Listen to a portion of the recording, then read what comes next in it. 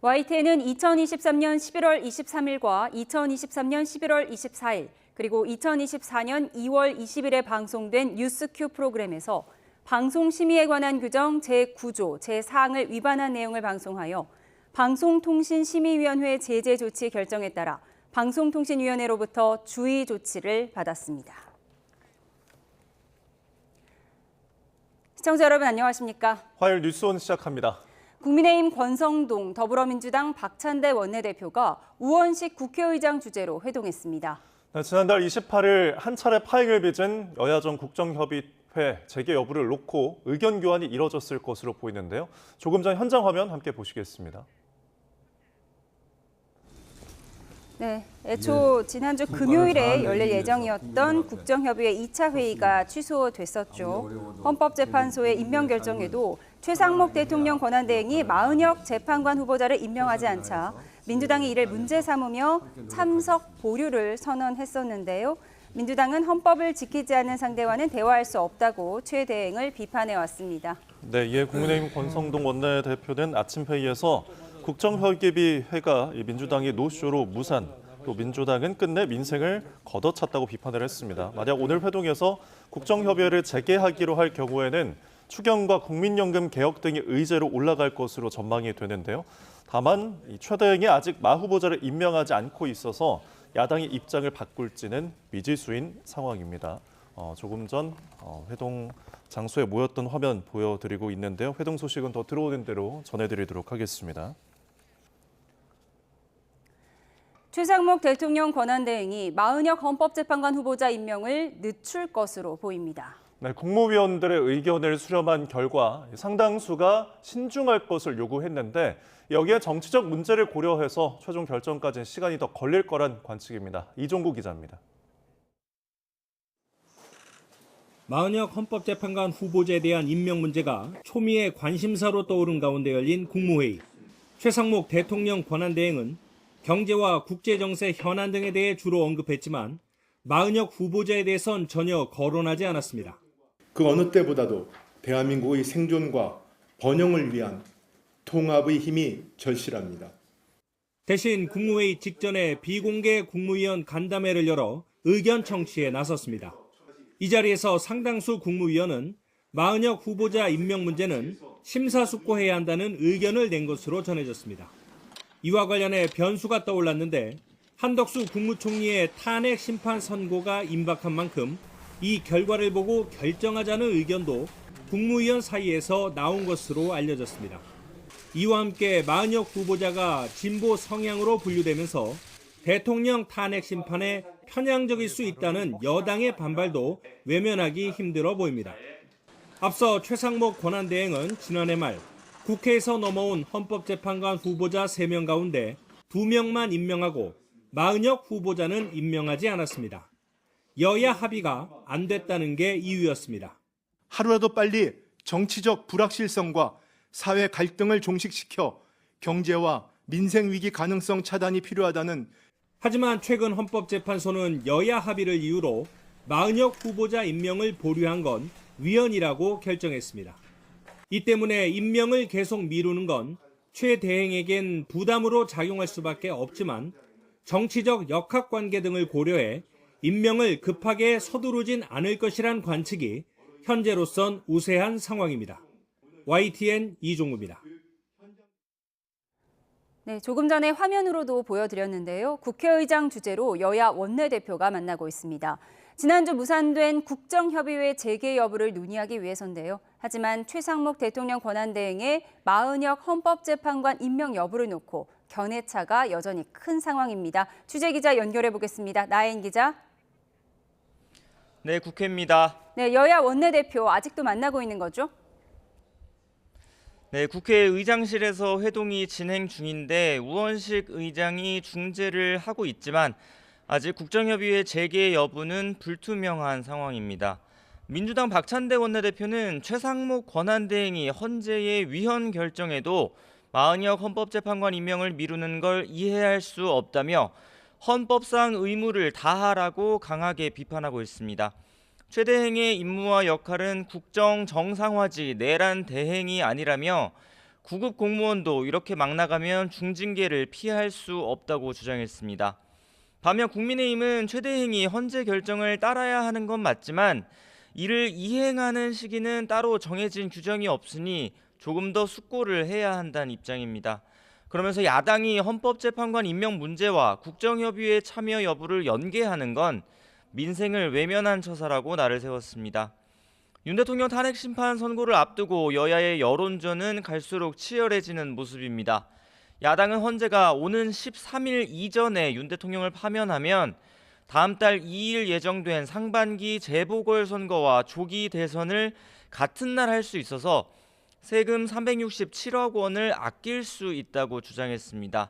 국민의힘을 향해선 여전히 의원 다수가 내란을 옹호하는 궤변을 일삼고 있다며 탄핵 반대 집회에서 헌재를 때려 부숴야 한다고 말한 서천호 의원의 제명 촉구 결의안을 제출하기도 했습니다. 국민의힘 서천호 의원은 공수처와 선관위, 헌법재판소를 때려 부수자, 쳐 부수자고 말했다고 합니다. 이 정도면 국민의힘을 망상에 빠진 내란 공동체라고 해야 할 것 같습니다. 반면 국민의힘은 선거관리위원회의 채용비리 문제를 부각하고 또 당 차원의 헌법 개정 특위를 출범시켜 선관위 개혁과 개헌 문제를 띄우는 모습입니다.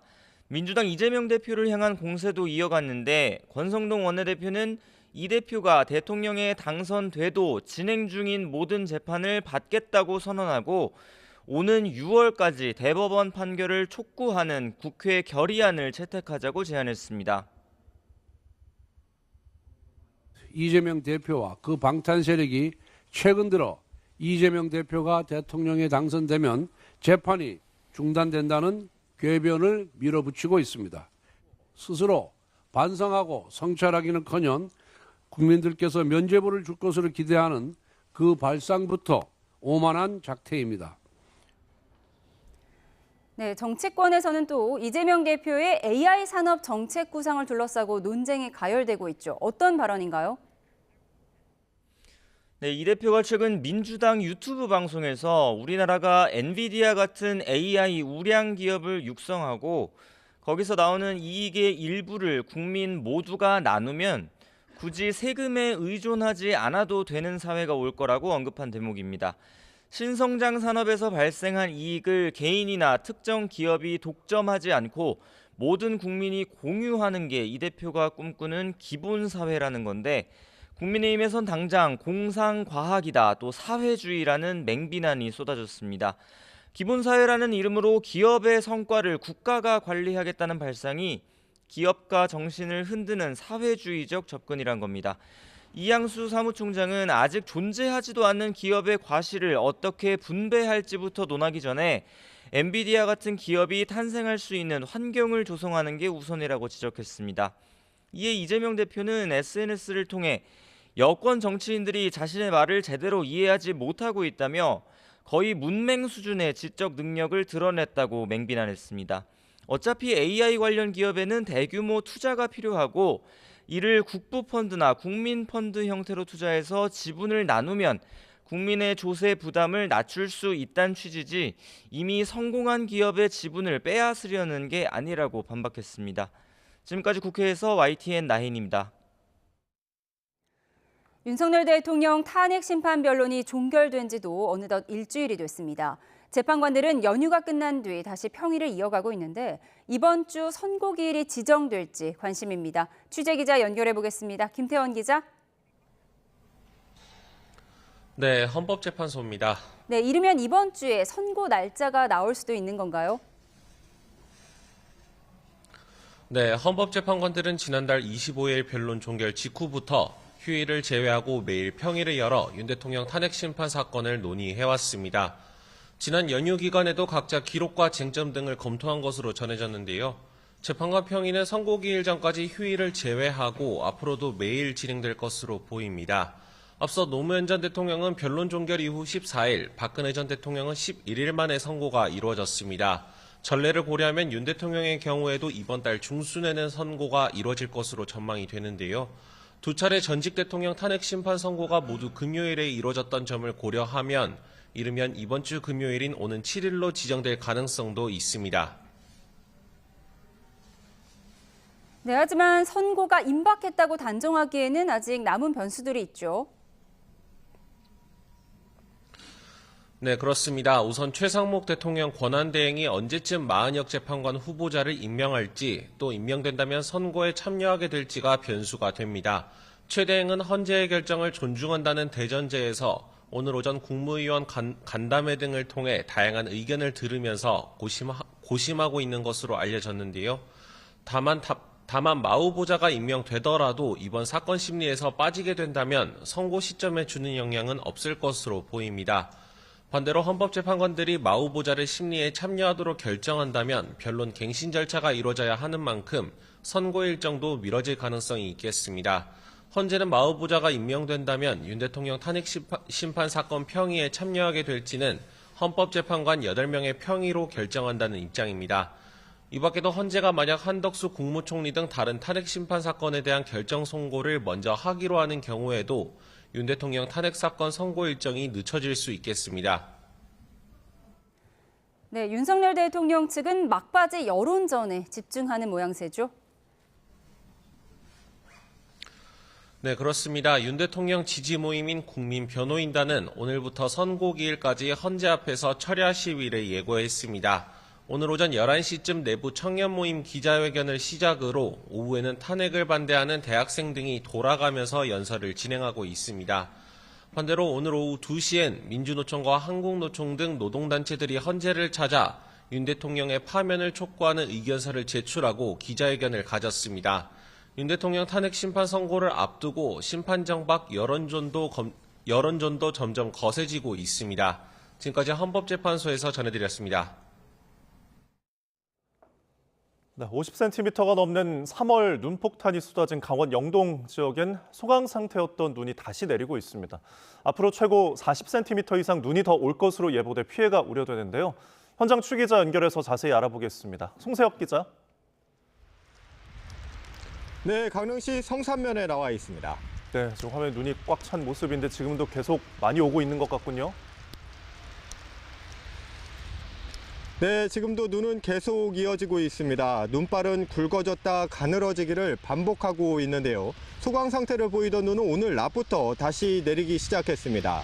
제 뒤로 보이는 것처럼 눈무게를 이기지 못한 나무들은 축 늘어져 있고 건물 지붕에도 하얀 눈이 두껍게 쌓여 있습니다. 도심 주요 도로는 대부분 눈이 녹았지만 차량은 조심스럽게 운행하는 모습입니다. 강원 산지에는 대설경보가, 강원 나머지 지역에는 대설주의보가 내려진 상태입니다. 그제부터 지금까지 내린 눈의 양은 향로봉 50cm, 미시령 46.3, 강릉 성산 35.4cm 등입니다. 기상청은 내일까지 강원 산지와 동해안에 30cm, 많은 곳은 40cm 이상 눈이 더 내릴 것으로 내다봤습니다. 네, 이렇게 많은 눈이 내려서 피해가 좀 걱정인데요. 도로 상황은 어떻습니까? 네, 강원 지역 고속도로와 국도의 경우 통제되는 구간은 없지만 곳곳에 눈이 쌓여 통행에 어려움을 겪고 있습니다. 눈길 교통사고와 고립사고도 잇따라 강원 지역에서만 이틀 동안 30건 넘는 구조 요청이 접수됐습니다.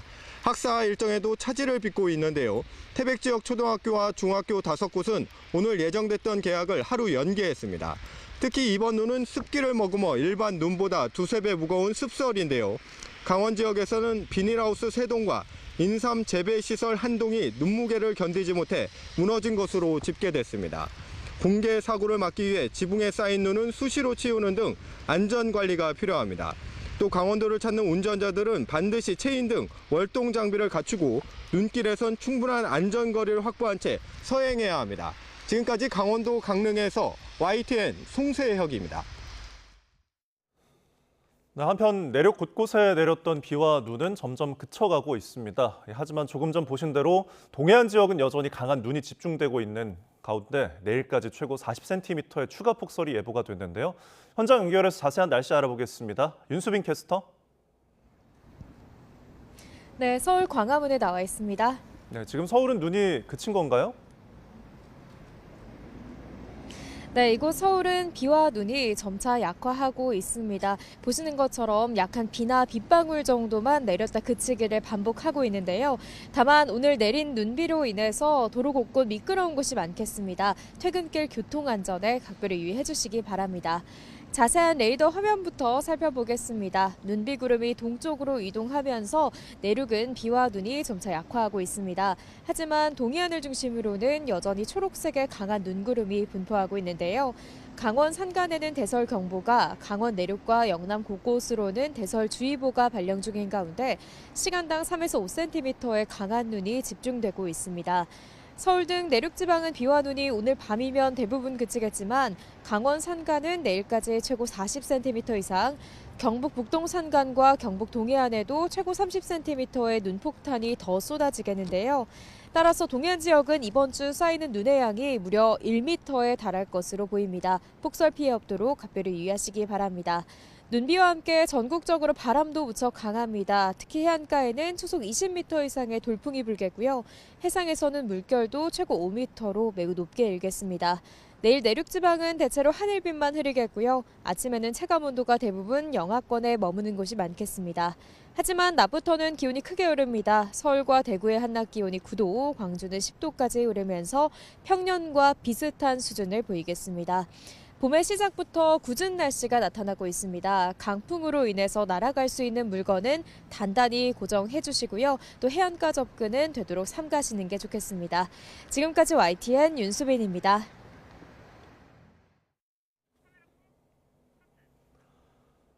네, 트럼프 미 대통령이 캐나다와 멕시코 그리고 중국에 대한 관세 부과를 예정대로 오늘 진행하겠다고 밝혔습니다.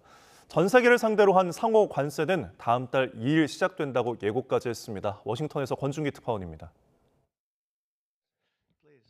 트럼프 대통령 소개로 백악관 연단에선 타이완 반도체 기업 TSMC 회장, 바이든 행정부 때 투자한 650억 달러에 이어 1,000억 달러, 우리 돈 146조 원을 미국에 더 투입하겠다고 밝혔습니다. Again, with that, I want to thank President Trump again for his support. 최근까지 타이완에 대한 방어 약속을 공개적으로 하지 않던 트럼프는 중국이 타이완을 침공하면 재앙적 사건이 될 거라고 경고했습니다. 캐나다와 멕시코에 대한 25% 관세와 중국에 대한 10% 추가 관세는 예정대로 부과하겠다고 말했습니다. 수입 농산물에 대한 관세와 전 세계를 상대로 한 상호 관세는 4월 2일을 D-Day로 예고했습니다. Reciprocal tariffs start on April 2nd. And I wanted to make it April 1st, but I didn't want to go April Fool's Day because that costs a lot of money, but that one day, but 중국의 보복 대응에 따라 관세율을 더 올릴 수 있지만 별로 두렵진 않다고 여유를 보였습니다. It depends on what they do in terms of a retaliation with some kind of an economic retaliation, which I don't think they're going to retaliate too much. 이 와중에 자신을 칭송한 밀레이 아르헨티나 대통령은 훌륭한 지도자라고 축해세우며 FTA 체결을 검토하겠다고 밝혔습니다. 워싱턴에서 YTN 권준기입니다. 네, 전해드린 대로 미국이 중국에 대해 10% 추가 관세 부과를 시행했습니다. 이에 대해 중국은 미국 농산물을 겨냥한 맞불 관세를 때리고 광물 수출 통제 등 보복 조치를 쏟아냈는데요. 오늘부터 시작된 중국의 연례정치 행사 양회에서도 관세 전쟁이 주요 의제가 될 것으로 보입니다. 중국 연결합니다. 강정규 특파원. 네, 베이징입니다. 네, 먼저 중국의 이번 보복 조치에 대해서 정리를 해주시죠. 네, 이번엔 중국의 최대 수입 분야이자 트럼프의 지지 기반인 미국 농업계를 정조준했습니다. 닭고기와 밀, 옥수수, 면화 관세는 15%, 수수와 대두, 육류, 과일 등은 10% 올리기로 했습니다. 다만 발효는 오는 10일부터로 지난달 맞불 관세 때처럼 엿새 동안 유예를 뒀습니다. 동시에 미국 방산업체 10곳을 제재 명단에 올려 중국에 대한 신규 투자와 수출입을 금지했습니다. 다른 방산업체 15곳에 대해선 핵심 광물 등 민간 군사, 이중용도 물자 수출을 제한했습니다. 한 달 전 제재 명단에 올렸던 바이오 기업 일루미나, 이번엔 유전자 분석 장비 중국 수출길이 막혔습니다. 네, 중국이 좋든 싫든 이번 양회는 중국과 미국의 관세 전쟁 맞선 이 작전 회의처럼 비치게 된 것 같은데요. 네, 조금 전 국정자문기구인 전국인민정치협상회의 개막과 함께 본격적인 양회 일정이 시작됐습니다. 내일 국회격인 전국인민대표대회 개막식에선 관세 전쟁 와중에도 5% 안팎 성장 목표를 유지하며 승부수를 띄울 전망인데요.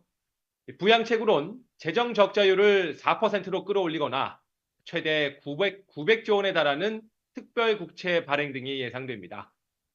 AI와 로봇, 전기차 등 첨단 분야에서 민간 기업의 역량을 총동원하기 위한 지원책 마련에도 나섭니다.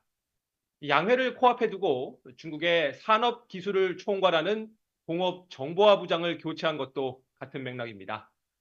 또 반트럼프, 반보호무역 외교 기조를 밝히면서 국제사회의 여론전도 펼 거로 보입니다. 지금까지 베이징에서 YTN 강정두입니다.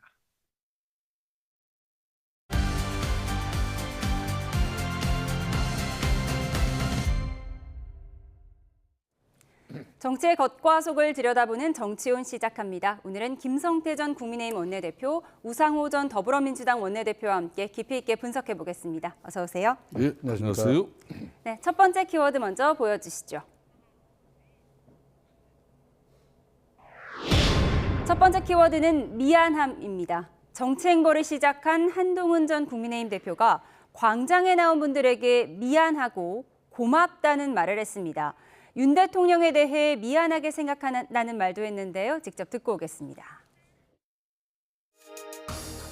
저는 윤 대통령님과 오랜 세월을 같이 겪었죠. 그러다 보니 저도 최근 1년간 그리고 이 경험을 거치면서 인간적으로 대단히 고통스러웠습니다. 이재명이라는 대한민국에서 가장 위험한 사람이 나라를 망친 걸 막아야 되겠다라는 애국심, 그러니까 그런 마음으로 뭉쳐야 하고, 한 가지 제가 확신 있게 말씀드릴 수 있는 것은 그렇게만 될 수 있으면 이재명 대표는 절대 이번 선거에서 이길 수 없습니다.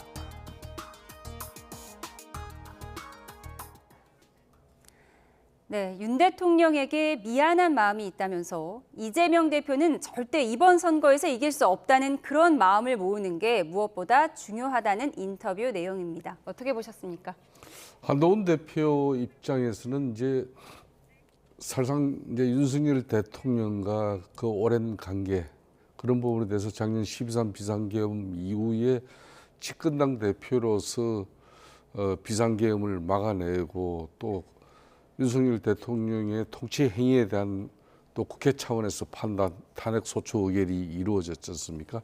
뭐 그런 부분에 대해서 대단히 이제 미안한 마음을 가지는 거고, 한편으로는 윤석열 대통령이 그렇게 극단적인 통치 수단을 선택하기 과정까지는 그동안 이 과도한 입법 권력, 즉 이재명 대표 중심의 이 과도한 입법 권력이 입법 행위뿐만 아니라 예산 그리고 탄핵 남발로 사실상 제대로 된 국정 운영을 하지 못하게 하는 그 현주소에 대해서도 누구보다도 한동훈 대표가 잘 알고 있습니다. 그렇기 때문에 이제 한동훈 대표 입장에서는 특히 계엄과 함께 심판과 청산이 함께 이루어져야 될 사람이 이재명 대표라는 걸 확실히 하는 그런 내용이죠. 네, 한동훈 전 대표 만감이 교차하는 것 같은데 내일은 홍대에서 북콘서트를 하고요. 모레는 신촌에서 대학생 포럼 강연을 예정하고 있다고 합니다. 한 전 대표 책은 잘 팔리는 것 같은데 지금 지지율은 그렇게 높게 나오지 않는 상황에서 뭔가 2030 청년 목소리를 경청하는 이런 행보, 어떤 전략이라고 보세요? 책 잘 팔려서 대통령 되면 한강 작가가 대통령 돼야죠. 네? 그러니까 책 잘 팔리는 문제와 한동훈 전 대표를 지지하는 문제는 좀 다른 차원의 문제인 것 같고요. 다만 저는 이렇게 보면서 저는 뭐 한동훈 전 대표가 대통령 선거에 도전할 수밖에 없다 그렇게 판단했습니다만 윤석열 대통령에게 미안했다는 표현은 저는 사실은 적절치 않았다고 봐요. 적어도 계엄을 선포하고 그 계엄을 해제하는 데 협조했던 한동훈 대표 입장에서는 적어도 왜 자신이 그렇게 정치 행동을 할 수밖에 없었는가를 한 번 더 설파하고 접근하는 것이 맞았다 생각하고요. 다만 좀 20, 30대부터 먼저 접근하는 저 행보는 대단히 전략적인 포지셔닝으로는 괜찮다 봅니다. 네, 전략적인 포지셔닝이었다. 이런 가운데 국민의힘 지도부가 어제 박근혜 전 대통령을 예방했죠. 윤 대통령 탄핵 심판을 앞둔 이 시점에 박 전 대통령은 당내 담합을 강조했는데요. 집권당 대표가 소신이 지나치면 바람직하지 않다라는 말도 했습니다. 영상으로 보고 오겠습니다.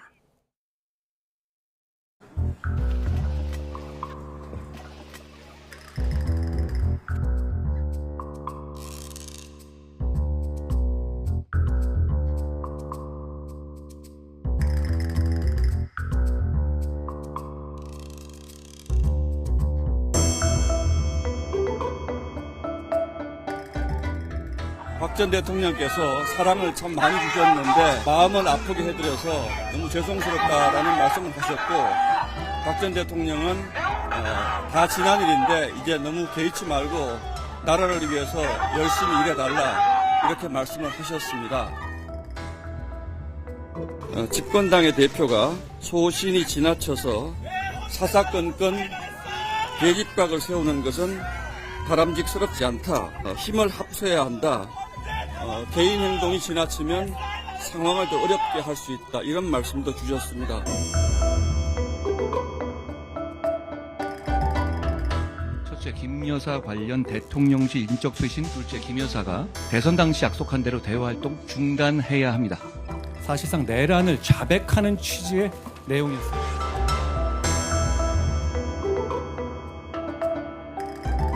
저는 정말로 이 정부가 잘 되길 바랐습니다. 그래도 미안하게 생각합니다. 지금 이렇게 돼서.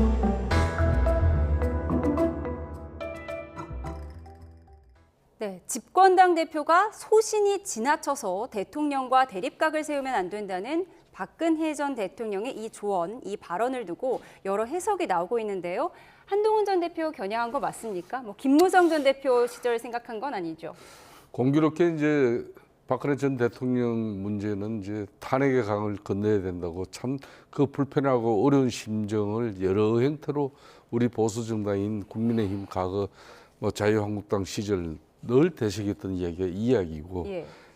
지금 이제 윤석열 대통령이 탄핵 소추 의결되고 헌재 심판을 기다리고 있습니다만은, 한동훈 대표는 이제 계엄의 바다를 건너지 않고는 미래를 극복 못한다, 이렇게 이제 윤석열 대통령하고의 그 불편한 마음을 토로한 거죠.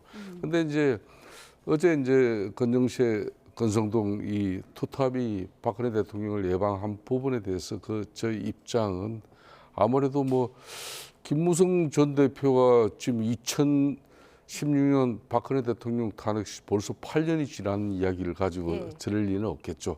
아마 한동훈 대표를 염두에 두고 한 이야기 같은데, 집권당 대표와 소신 지나쳐서 대립각을 세우면 안 된다는 저 조언의 부분은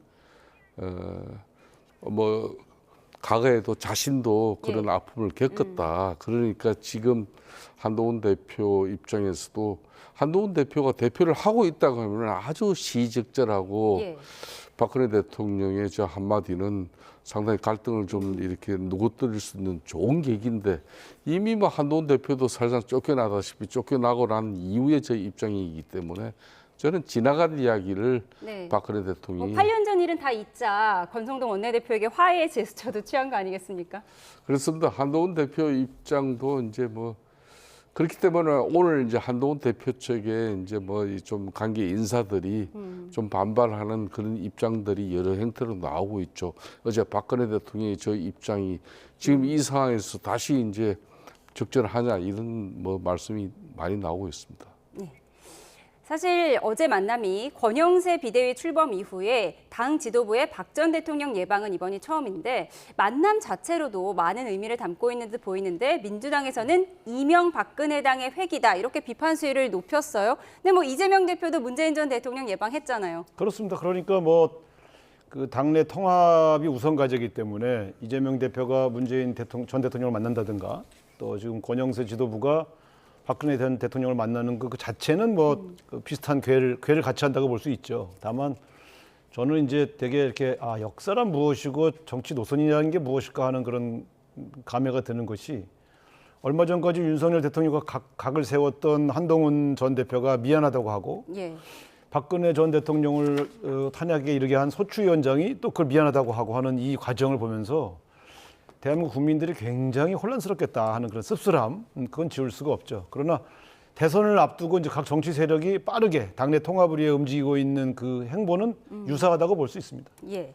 이렇게 전직 대통령들과의 만남을 이어가고 있는데 지금의 탄핵 정국 또 나아가 혹시 있을지도 모를 조기 대선 전국에서 이 전직 대통령들의 조언이 어떤 영향을 줄지 이 부분이 좀 궁금합니다. 아무래도 전통적인 지층을 결집시킨 데는 아주 저 보이스, 저 스피커들이 대단히 지금 현재 당 체제를 이끌어가고 있는 지도부 입장에서는 필요해요.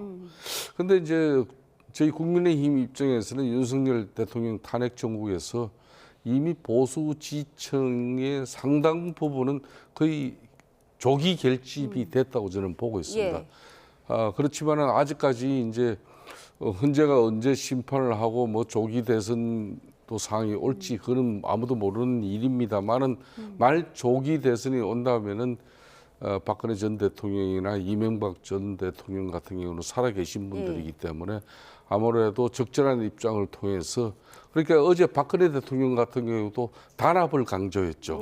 이 단합을 강조한 것은 아무래도 우리 지청에서 또다시 탄핵의 강의라든지 뭐 계엄의 바다 이런 문제를 가지고 배신자 프레임 정치 이런 거 하지 말고 크게 단합해서 지금 상황을 대처하고 이겨나가라는 그 메시지죠. 예. 그런데 본인의 탄핵소추위원장이었던 권성동 원내대표에게는 화해의 메시지를 전하면서 또 정작 한동훈 전 대표에게는 뼈 있는 말, 소신이 지나쳤다는 말을 한 박근혜 전 대통령의 속내는 어떤 걸까요? 박근혜 전 대통령이 과거부터 보면 항상 두 가지의 의미를 담는 메시지를 잘 냈어요. 그래서 되게 정치 달인이다, 선거의 규제다 이런 얘기를 했지 않습니까? 그러니까 권성동 원내대표의 사과는 받아주되 대선 레이스에서 자신이 원하지 않는, 자신이 볼 때 좀 지나치다고 생각하는 사람들에 대해서는 디스를 한 거죠. 과거 자신의 경험과 빗대서 한 거죠. 그러니까 저 표현을 보면서 제가 저게 동시에 한동훈 전 대표와 유승민 그 전 대표를 동시에 겨냥한 발언이다. 저는 그렇게 봤거든요. 그러니까 대선에 개입한 겁니다. 그래서 저는 통합은 하자. 그런데 소위 말하면 자기가 볼 때 너무 당내 단합에 도움이 안 되는 사람들이 나서는 건 바람직하지 않다는 그런 얘기를 꼬아서 한 거죠.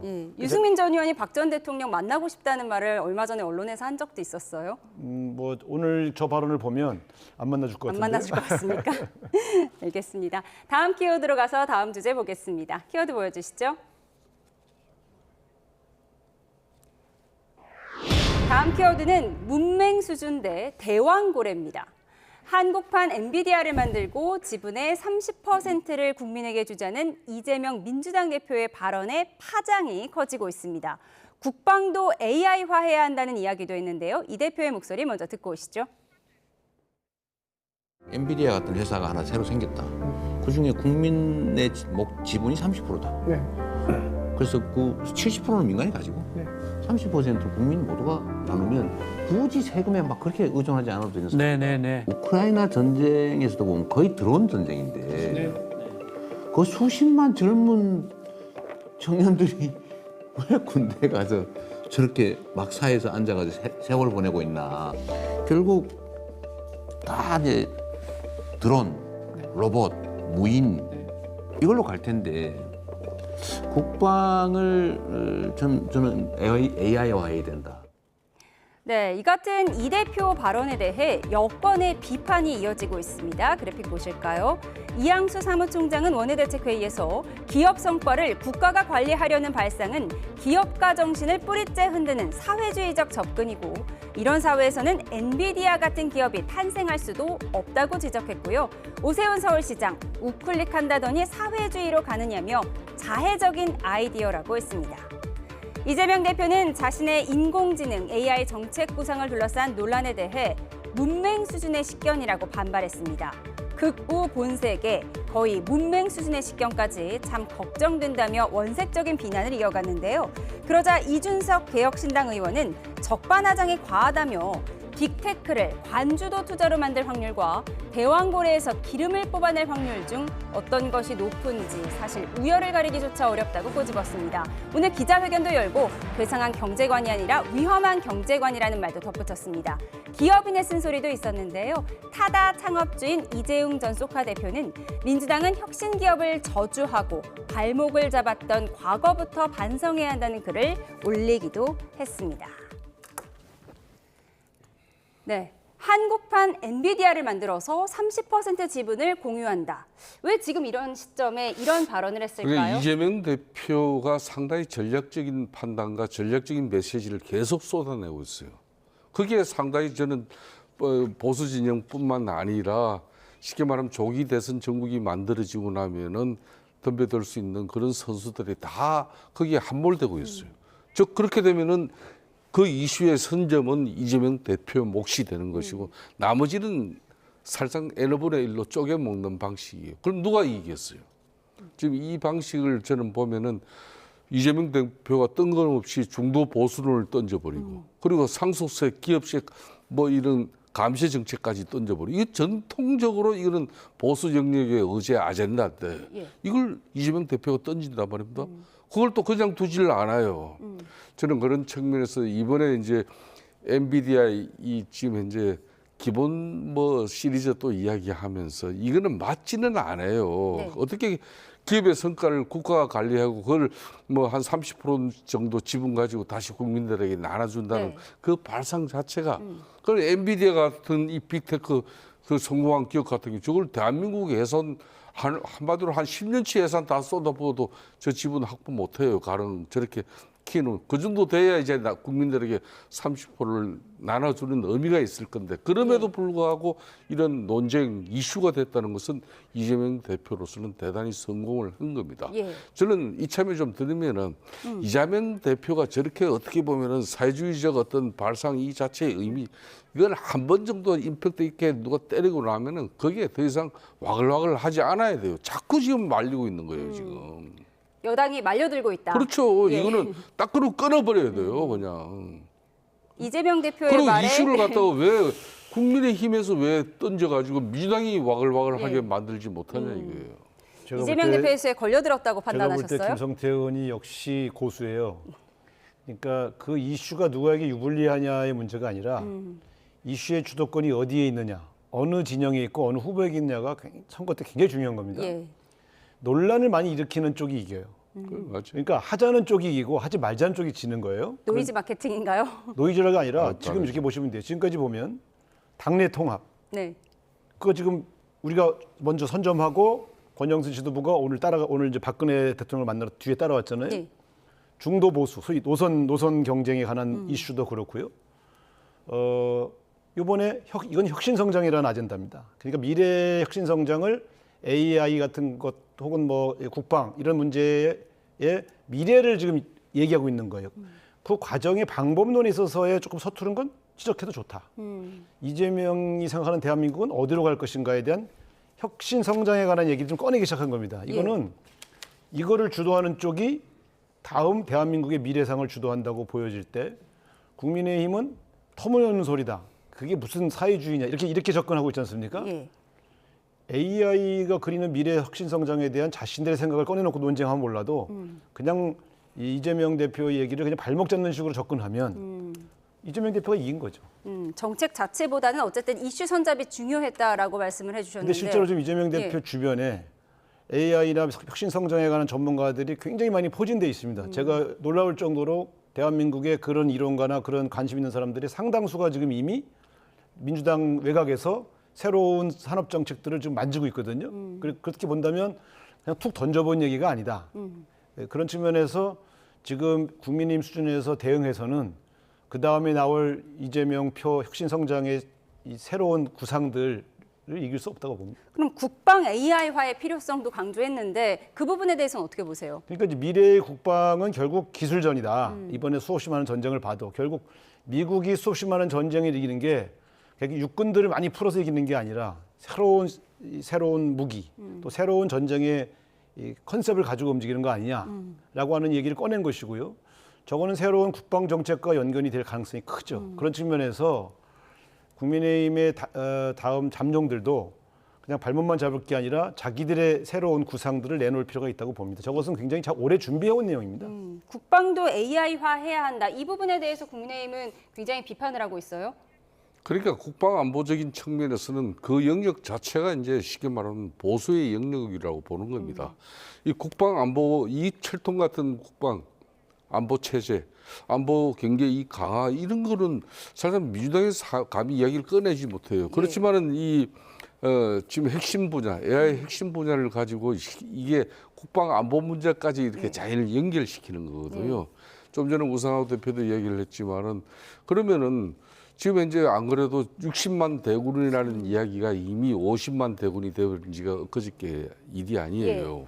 그러면 앞으로 갈수도 이제 군 자원은 계속해서 부족해질 수밖에 없는데 그럼 최첨단 이 장비와 또 정보 역량, 능력 가지고 전쟁을 치러야 되는 거지 소총들과 옛날처럼 그런 보병이 전쟁을 치르는 건 아니거든요. 그러니까 일정 부분 이 AI로 이제 국방 계획이 이루어질 수 있다는 걸 이 화두를 이제 이재명 대표가 선점하는 걸 이런 걸 공격만 하는 게 아니고 국민의힘 입장에서는 전통적으로 민주당 그러니까 민주당이 사회성이 주로 강하잖아요. 여성 인권, 평등 뭐 이런 문제, 환경 이런 것도 국민의힘 쪽에서 민주당이 감히 그냥 상상도 못할 내용을 던져줘야 되는 그렇게 해서 이슈를 가져가 줘야 되는데 그 이슈 파이터는 지금 되질 않고 계속 그 이슈 파이터의 기회는 이재명 대표가 갖고 그걸 물어뜯고 공격하는 방식으로 우리가 국민들한테 이미지를 찾을 것은 얼마 안 되겠죠. 그런데 수십만 젊은 청년들이 왜 군대에 가서 저렇게 막사에 앉아서 세월을 보내고 있나 이 대목에서 국민의힘은 비난을 하고 있어요. 대단히 잘못된 거죠. 어떻게 20대 그 청춘이 가가지고 쉽게 말하면 군대 가서 제가 막 뭐 이렇게 방송 용어는 적절치 안 씁니다만은 옛날에는 군대 가서 썩는다 그러지만 지금은 군대는 적절한 또 보수를 주고 있지 않습니까? 병장은 200마리는 넘어요. 예? 그러니까 적절한 보수를 받으면서 국방의 의무를 다하는 이 젊은 세대를 가지고 저렇게 마치 군에서 그냥 몹쓸 때를 가서 그냥 청년 시절을 보내는 것처럼 이렇게 표현한 것은 이재명 대표가 대단히 부적절하죠. 그렇지만은 앞으로 AI 국방이 되면은 군에 많은 이렇게 군 자원이 필요하지 않을 수도 있다. 그렇기 때문에 자신이 군 복무 의무 기간이 앞으로 단축될 수도 있고 또 면제될 수도 있는 폭이 넓어진다. 이렇게 또 상상력을 줄 수가 있지 않겠어요? 그런 내용들이 상당히 좀 문제는 있지만은 상당히 소구력이 있는 내용이죠. 비전으로는 저게 맞는 거 아닙니까? 어쨌든 언제까지 이 인구가 절감되고 인구가 감소하고 있는 상황에서 국방력을 인구에만 의존할 수 없이 첨단 무기를 개발해야 된다. 우리가 국방 무기의 첨단에 성공했기 때문에 K 방산이 성공한 거 아닙니까? 그런 것처럼 이재명 대표의 주장은 앞으로 국방 분야에 있어서도 첨단 기술을 탑재해서 우리가 전력을 강화하고 그것이 또 K 방산으로 일수를 하자고 하는 주장이니까 저걸 왜 비판하는지 잘 모르겠어요. 어차피 저렇게 갈 수밖에 없습니다. 국방 AI화 비전을 제시했다는 의견과 또 청년들을 폄하했다는 일부 의견이 있었다는 점 양쪽의 의견을 다 들어봤습니다. 최근 리얼미터 여론조사를 보도록 하겠습니다. 중도층의 변화가 눈에 띄는데요. 그래픽을 좀 보면서 설명드리죠. 만약 조기 대선이 열릴 경우에 55.1%가 정권 교체를, 39%가 정권 연장을 원한다고 답하면서 정권 교체론이 오차 범위 밖에서 앞서는 걸로 나타났는데요. 지난주보다 정권 교체는 6.1%포인트 오르고 정권 연장 의견은 6.3%포인트 내리면서 격차가 확연히 벌어지고 있습니다. 김성태 의원님 어떻게 보십니까? 중도층에서의 의견을. 지난번 이 방송에서도 제가 지적을 했습니다마는 국민의힘이 윤석열 대통령의 옥중 정치에 의한 포켓 정당의 이미지를 가지면은 앞으로 만일 조기 대선 정국이 온다 하더라도 엄청 많이 힘들어질 수밖에 없다. 그러니까 앞으로 사법 절차와 또 헌재 심판 이게 절차의 공정성과 그리고 헌재 재판관들의 정치적 이 편향성 이런 부분을 걷어낸다면은 너무 윤석열 대통령에게 깊게 빠져버리면은 국민의힘 입장에서는 나중에 그 부분이 되려 엄청난 어려운 상황이 될 것이다. 이런 지적인데 바로 그런 겁니다. 그러니까 좀 일정 부분 국민들이 상식선으로 넘길 수 있는 그런 임계점을 넘어가지 않아야 되는데 서부 지역의 어떤 폭동 난동 사건이라든지 그리고 이런 뭐 여러 종교 집회 세이브 고리나 정가훈 목사의 이런 집회장에 가면 많은 사람 군중들이 모이면은 거기에서는 가격한 발언이 나올 수밖에 없어요. 예. 그런 원칙적인 발언 내용들이 중도 합리적인 어떤 그런 균형성을 유지하려고 하는 그런 분들에게는 대단히 좀 볼썽싸러운 모습으로 비춰질 수 있습니다. 그런 부분들이 이제 이렇게 특히 중도층 이런 분들이 이제 정권 교체에 그런 비율이 더 높아지고 있지 않습니까? 이런 부분은 하루빨리 국민의힘 입장에서도 윤석열 대통령의 이런 사법 절차와 또 헌재에서 입법하는 심판대로 가는 것이고 국민의힘은 집권당으로서 국민들에게 어려운 이 민생경제 부분이라든지 또 사회개혁 정당으로서 변모한 그 목소리를 지금 현재 국민들은 듣고 싶어 한다는 걸 꼭 전해드리고 싶습니다. 잠시만요. 방금 들어온 소식이 있어서 먼저 전해드리겠습니다. 여야가 오는 6일, 그러니까 내일 모레 오후 4시에 여야 국정협의회를 개최하기로 했다는 속보가 들어왔습니다. 저희가 앞서 전해드렸는데요. 오늘 국민의힘 권성동 더불어민주당 박찬대 원내대표가 우원식 국회의장 주재로 회동을 했습니다. 지난달 28일 한 차례 파행을 빚은 여야정 국정협의회 재개 여부를 놓고 의견 교환이 이루어진 건데요. 정이 빠지고, 즉 정부 측이 빠지고 여야 국정협의회를 내일 모레 오는 6일 오후 4시에 개최하기로 했다는 속보를 전해드립니다. 최상목 권한대행이 마은혁 재판관 후보자를 임명하지 않은 것에 대한 논의에서 정부 측은 빠지기로 했다는 내용입니다. 다시 한번 전해드리겠습니다. 내일 모레인 오는 6일 오후 4시에 여야 국정협의회가 개최될 거라고 합니다. 네, 오늘 회동에서 국정협의회를 재개하기로 하면서 추경과 국민연금 개혁 등이 의제로 올라갈 것으로 보입니다. 더 자세한 소식은 들어오는 대로 추가로 전해드리도록 하겠습니다. 네, 국정협의회 결국 개최하기로 했네요. 네, 뭐 대단히 잘된 합의로 보여집니다. 일단 최상목 권한대행이 헌법재판소의 결정에도 불구하고 마은혁 헌법재판관을 임명하지 않아서 생긴 갈등. 저는 사실은 대단히 최상목 권한대행이 부적절했다고 봐요. 헌법기관의 결정 내용에도 따르지 않는다 그러면 행정기관이 월권이 너무 심해지는 거 아니냐 이렇게 보일 수 있었는데 그래서 일시적으로 국정협의체를 중단했지만 그러나 민생경제 어려움을 더 이상 방관할 수 없다고 하는 판단에서 더불어민주당이 대국적으로 양보한 것으로 보이지고요. 또 여기에 우원식 국회의장이 중재, 그러니까 정부 측이 빠지고 여야만으로 협의회를 꾸리도록 한 것도 적절한 중지였다고 보여집니다. 예, 관련 내용은 잠시 후에 또 이어가도록 하겠습니다. 중도층의 여론 변화에 대해서 저희가 짚어보고 있었는데요. 이재명 대표가 이렇게 정권 교체론이 우세한 이 여론조사 결과를 SNS에 올리면서 국민의힘은 윤석열 대통령과의 단절 선언까지 85일이 남았다 이렇게 얘기를 했습니다. 그래픽을 좀 보여주시죠. 여기에 신동욱 대변인이 이 대표의 2심 결과가 나오면 이재명 대표와의 단절 시간이 온다고 그대로 되받아쳤습니다. 또 윤상현 의원 역시 민주당의 이재명 대표 의절 디데이가 27일이라고 했습니다. 결국 이 윤 대통령 탄핵 심판과 이재명 대표의 재판 항상 이렇게 맞물려서 모든 것이 해석되는 상황이에요. 그래서 이 3월은 상당히 정치적으로 정말 대한민국이 정치 역사에 길이 남을 그런 상황인 것 같아요. 근데 이제 이재명 대표 같은 경우는 공직선거법 이 항소심 결과가 만일 3월 하순경에 나온다 하더라도 자신은 최종심인 대법에 상고를 할 것이 너무나 자명한 일이기 때문에 그 안에 만일 대법 상고심 결과가 나오기 전에 윤석열 대통령 헌재 심판 과정에서 말 조계 대선의 어떤 그런 상황이 벌어지면은 이재명 대표 자신은 어떤 경우든 민주당 지금 현 체제하에서는 이재명을 갖다 대법 당신 항소심 고법까지 이미 그냥 공직선거법에서 피선거권 박탈되는 형이 나왔으니까 대선 후보로 서면 안 된다 이런 판단을 민주당이 절대 하지 못해요. 그럼 이재명 대표는 불변입니다. 후보의 지위가. 그런데 중요한 것은 윤석열 대통령 같은 경우는 만일 탄핵 소추 의결이 이루어지고 나면은 만일 조기 대선 국면이 오더라도 윤석열 대통령 나서지를 못하는 엄청난 큰 차이가 있는 거예요.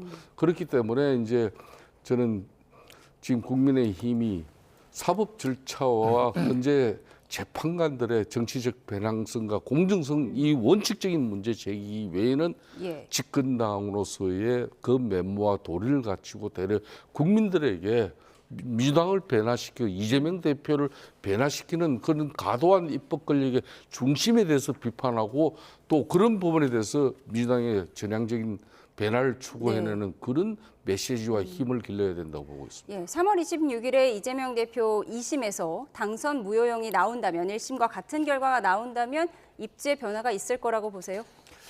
저는 어떤 형태로든 2심 결과는 유죄든 무죄든 1심 결과보다는 훨씬 완화된 결과가 나올 수밖에 없다고 보거든요. 왜냐하면 1심 판결이 너무 감정적이고 너무 거칠게 나왔기 때문에 그럴 경우에 저는 일시적으로 중도 진영에서 영향을 줄 수는 있지만 이미 이것이 첫 판결이 아니기 때문에 그것이 미치는 영향은 제한적일 수밖에 없다. 오히려 최근에 중도층이 국민의힘 계열이 너무 지나친 강공에 대해서 염증을 느끼고 빠져나가고 있는 이 현상이 훨씬 더 국민의힘에게 크게 타격을 주고 있다 이렇게 봅니다. 그래서 제가 볼 때는 지금 국민의힘이 노선을 전환하지 않고 과연 지금 빠져나가고 있는 중도층을 다시 잡을 수 있느냐 이거 고민해야 될 거라고 봐요. 만약에 대법 판결이 아니기 때문에 그렇죠. 이번 대선을 이재명 대 윤석열로 치를 겁니까? 그러면 이재명 후보가 유리하죠.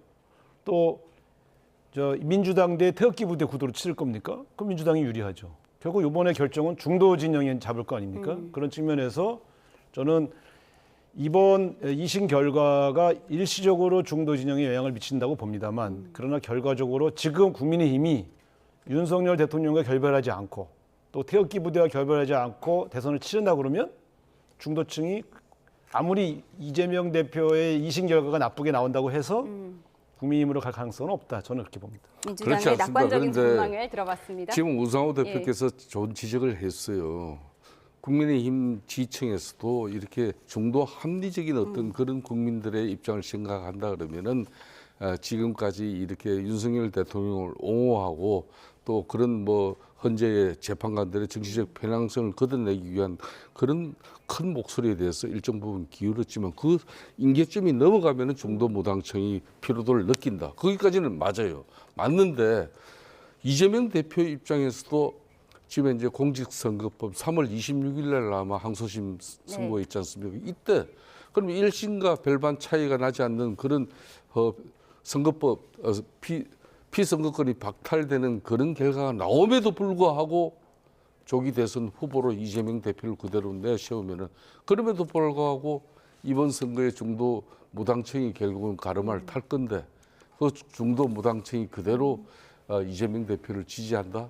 그거는 큰 오산일 겁니다. 그렇기 때문에 민주당도 이제 새로운 만일 더 이상 갈등과 반목, 분열을 양산시키는 그 트레이드 마크인 이재명 대표를 또 걷어낼 수 있는 힘이 있어야 되는 거예요. 잠시만요. 방금 들어온 소식이 있어서 속보를 전해드리겠습니다. 채용 비리 의혹이 불거졌던 선거관리위원회에서 보도 자료를 냈는데요. 고위직 자녀 경력 채용 문제에 국민께 다시 한번 사과드린다는 보도 자료를 냈습니다. 중앙선거관리위원회가 국회 통제 방안 마련 논의에 적극 참여할 것이고 채용 과정의 공정성 확보를 위해서 지방직 경채를 실시하지 않고 경력 채용이죠. 면접위원 100%를 외부에 위촉하겠다고 밝혔습니다.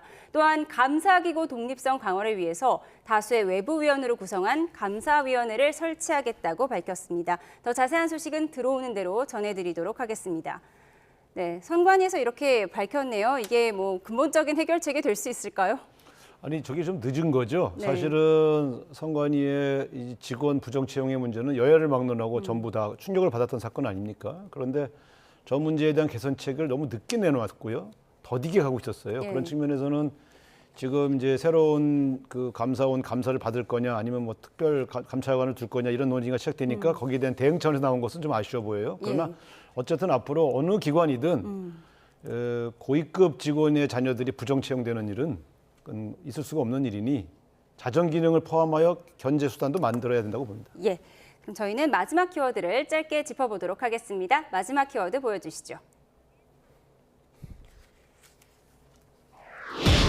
마지막 키워드는 폭거 대 구급 공무원입니다. 여야는 마은혁 헌법재판관 후보자 임명을 놓고 오늘도 공방을 이어갔는데요. 여야 목소리 듣고 오겠습니다. 최상목 대행은 윤석열 대통령과 한덕수 대통령 권한대행의 탄핵 심판이라는 중대한 국가적 변수를 앞두고 있는 상황에서 마은혁 후보자를 헌법재판관으로 임명해서는 안 됩니다. 마은혁 후보자 추천은 여야 간 합의 추천이라는 국회 25년 된 관행을 민주당이 일방적으로 깨뜨린 폭거였습니다. 마은혁 후보자에 대한 임명은 국회 오랜 관행에 비추어서도 결코 용납될 수 없습니다. 최상목 대행은 마은혁 재판관 임명을 하지 않고 있습니다. 대통령실 경제수석과 경제부총리로서 나라 경제를 망가뜨린 가장 큰 책임이 있고 위헌 위법한 내란에 동조한 의혹도 있으며 지체 없이 의뢰해야 할 상설특검 추천 의뢰를 거부해 불법을 지속하고 있고 2달 넘게 위헌 상태를 지속시키고 있으며 거부권을 행사한 법안만 내란특검법을 포함 6개나 됩니다. 구급 공무원도 이렇게 막 나가면 중징계를 피할 수 없습니다. 네, 오늘 오전에 비공개 국무위원 간담회에서 국무위원 전원이 마은혁 재판관 후보자 임명에 대해서 숙고해야 할 점이 많다는데 동의했다고 합니다. 그럼 마 후보자 임명은 일단은 보류하는 건가요? 상당히 오늘 이제 여야 정에서 정부를 최상목 대행을 빼버렸잖아요. 네. 국회의장과 여야 원내대표 간에 6일 날 여야 이 협의체를 가지고 가동시키기로 했다. 여기서 나는 상당히 민주당 원내 전략이 역시 저 수준이 높게 지금 이루어지고 있다. 왜 그런가면은 민주당 입장에서 마은혁 현재 이 재판관을 갖다가 최상목 대행이 현재 심판이 있었기 권한쟁의 심판 결과가 나왔기 때문에 임명하지 않으면 안 된다고 압박은 하지만은 하지 않으면 옛날처럼 옛날 같으면 금방 당신 탄핵할 거야 그랬을 건데 그 이야기를 못하는 이유가 있어요. 만일 최상목 대행이 이 마은혁 재판관을 임명을 해버리면은 변론갱신 절차라는 걸 윤석열 대통령 변호인 측에서 헌재 재판소에 요구를 하면은 그 요청을 갖다 거부할 수가 없습니다. 그러려면은 그런 변론 10일차까지 기일을 마친 이 내용을 다시 마은혁 재판관이 숙지하고 파악하기까지 그 절차를 밟아줘야 될 건데 그러면은 심판 기일이 마냥 늘어질 수밖에 없어요. 이걸 지금 현재 민주당이 받아들일 수가 없을 거죠. 그러니까 그런 측면에서 오늘 사실상 여야 이 협의체 정부를 빼버리면서 이렇게 6일 날 국회 원식 의장 중심으로 여야 간의 협의체로서 긴급 국민연금 계획이나 추경 관련 이렇게 하자는 것은 상당히 고단수의 정치 행위가 오늘 민주당이 또 원식 국회의장을 등용했고 한 거죠. 네.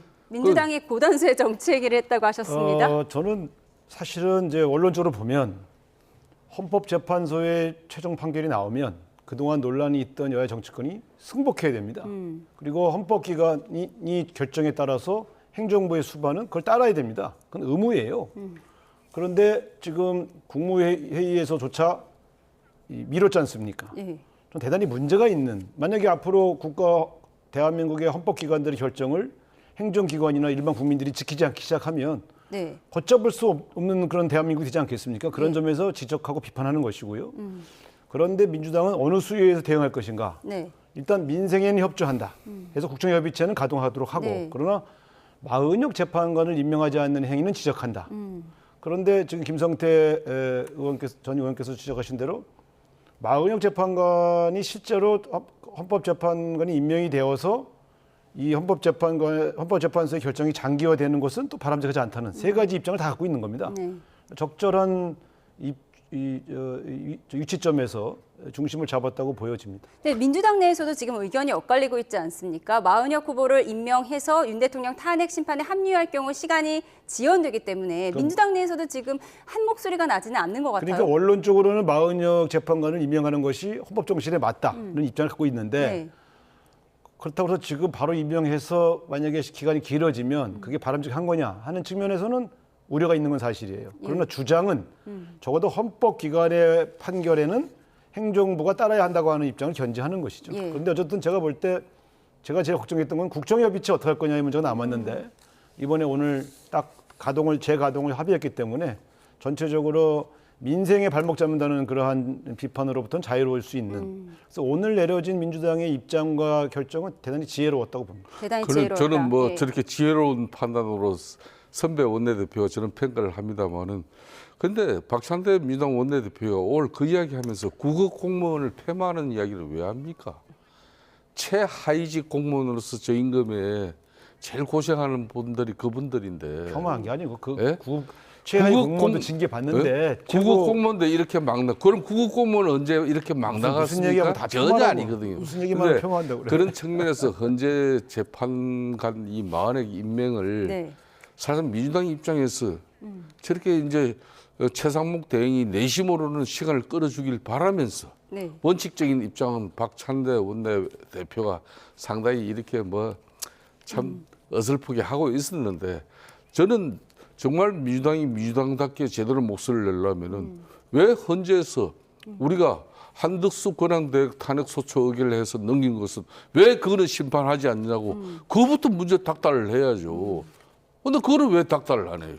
사실은 마흔의 헌재 재판관 이 권한쟁의 심판을 헌재에서 결정내기보다는 훨씬 더 이전에 한덕수 총리의 이 대통령 권한대행 탄핵 소추에 대해서 심판을 헌재가 빨리 해줘야 될 사안을 그거는 그냥 어물쩡하게 넘겨버리고 말이에요. 헌법재판소의 고유 권한에 대해서 모든 문제를 정치권이 왈가왈부하는 게 바람직하지 않아요. 민주당이 언제부터 그렇게 헌재 재판관을 그렇게 뒷받침했어요? 민주당 원래 그랬어요.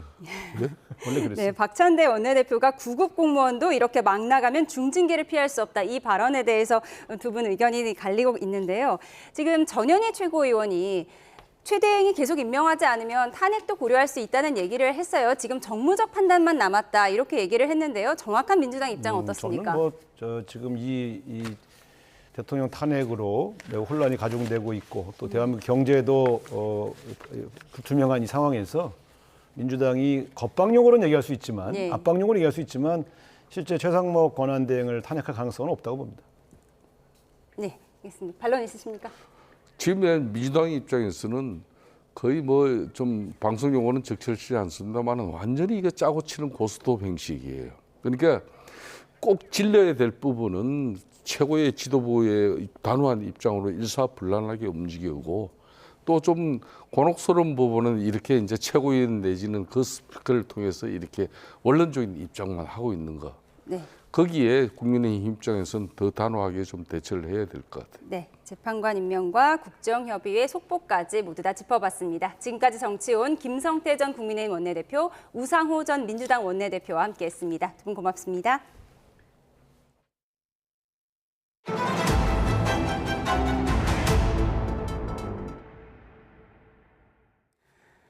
강수구름대가 점차 북동쪽으로 이동하면서 퇴근길에는 대부분 지역에서 눈비가 그치겠지만 영동 지역은 내일까지 이어질 전망입니다.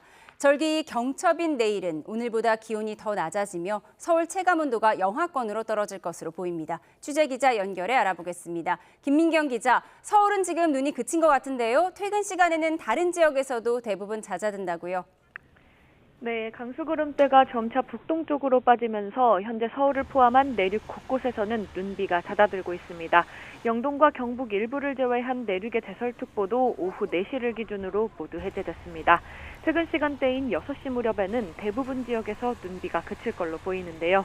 다만 영동을 비롯한 동해안의 눈은 내일까지도 계속될 전망입니다. 기상청은 강원도와 경북 산간의 눈이 내일까지 10에서 많게는 25cm 이상 더 내릴 걸로 내다봤는데요. 특히 강원 산간 지역은 내일 아침까지 시간당 3cm 이상의 강하고 많은 눈이 집중될 걸로 보여 주의가 필요합니다. 네, 내일은 오늘보다 더 춥다고요? 네, 그렇습니다. 오늘 서울의 최저 기온이 0.9도였는데요. 내일 아침에는 0도로 1도가량 낮아지겠고 체감 온도도 영하 2도로 떨어질 걸로 보입니다. 특히 중부 내륙과 경북, 전북 동부를 중심으로는 체감 온도뿐만 아니라 기온도 영하권이 예상됩니다. 내일 아침까지는 동해안 등 해안가와 제주도를 중심으로는 초속 20m 이상의 강풍도 계속될 걸로 보입니다. 기상청은 내일 아침 낮은 기온에 곳곳에서 빙판길과 도로 살얼음이 나타나는 곳이 많을 걸로 보인다며 교통안전에 각별한 주의를 당부했습니다. 지금까지 과학기상부에서 YTN 김민경입니다. 네, 대형마트 홈플러스가 기업 회생 절차에 들어갑니다. 홈플러스는 신용등급 하락 여파를 최소화하기 위한 예방적 결정이라고 밝혔는데요. 최근 홈플러스의 실적이 개선되는 상황에 벌어진 일이라 충격을 주고 있습니다. 오동건 기자가 보도합니다. 홈플러스가 회생 절차를 밟게 됐습니다. 홈플러스가 기업 회생을 선택한 이유는 단기자금 공급 차질이 우려됐기 때문입니다. 지난달 말 신용평가사가 홈플러스의 기업어음과 단기사채 신용등급을 하향 조정했습니다. 홈플러스는 이미 유동성이 나쁜 상황에서 운영자금 대출까지 막히면 상황이 걷잡을 수 없이 악화한다는 판단에 먼저 조치에 나섰다는 설명입니다. 저희가 갑작스러운 신용등급 하락 때문에 생긴 단기 유동성에 대한 대비 차원에서 신청을 했다고 보시면 될 것 같습니다. 영업엔 지장 없습니다. 홈플러스 측은 기업 회생 절차에 들어가도 지급 불능이나 부도가 없어 기존 영업이나 임금 지급이 정상적으로 이루어진다고 밝혔습니다. 더불어 금융채권 상환 유예와 상거래 채무가 변조되면서 유동성이 확보될 수 있다고 예상했습니다. 매일매일 들어오는 매출 대금을 활용해서 일반 상거래 채무는 상환하는 데 문제가 없을 예정입니다. 그렇고 앞으로 지금 예정된 대로 부채 비율 감소나 매출 신장을 반영해서 신용등급이 상승을 하게 되면 또 단기 채권을 발행해서 홈플러스는 실제 금융부채가 약 2조 원이며 4조 원이 넘는 부동산 자산을 보유하고 있기에 금융채권자들과 조정 절차도 무난할 것으로 전망했습니다. 홈플러스 관계자는 3년 연속 매출 성장을 달성하며 실적 개선에 전념하고 있다며 모두가 힘을 합쳐 위기를 극복하겠다고 밝혔습니다. 홈플러스 대주주인 MBK 파트너스도 홈플러스의 경영 정상화를 위해 협력하겠다고 나섰지만 온라인 쇼핑 업체들의 무서운 성장 속에 홈플러스를 정상 궤도에 돌려놓는 과정은 험난할 것으로 보입니다. YTN 오동건입니다. 네, 오늘 대체거래소인 넥스트레이드가 출범하면서 한국거래소 이외 또 하나의 거래소가 등장을 했습니다. 주식 투자자 입장에선 오전 8시부터 오후 8시까지로 거래 시간이 늘어나고 수수료가 소폭 인하되는 혜택을 누릴 수 있게 됐습니다. 류환홍 기자입니다. 한국거래소 이외의 또 하나의 거래소인 넥스트레이드가 출범하면서 우리나라에도 복수거래소 시대가 열렸습니다. 한국거래소 개장 시간을 포함해 오전 8시부터 오후 8시까지 12시간 주식 거래가 가능해졌고 소폭이긴 하지만 거래 수수료도 인하될 예정입니다. 복수 시장 간 건전한 경쟁으로 거래 수수료가 인하되고 주식 거래 시간이 연장되어 투자자도 출근 전, 퇴근 이후에 여유롭게 투자를 할 수 있게 되었습니다. 투자자 거래 방식엔 변화가 없지만 이제 증권사가 주문을 받으면 알고리즘에 따라 빨리 체결이 가능한 거래소로 주문을 자동 연결합니다. 한국거래소 시가와 종가는 기존 방식대로 정해지고 그 외 시간에 형성된 가격이 한국거래소 시가와 종가에 영향을 미치지는 않습니다. 일단 이달 14일까지는 10개 종목만 거래가 되며 차츰 종목 수가 늘어나 이달 말쯤 800개로 확대될 예정입니다.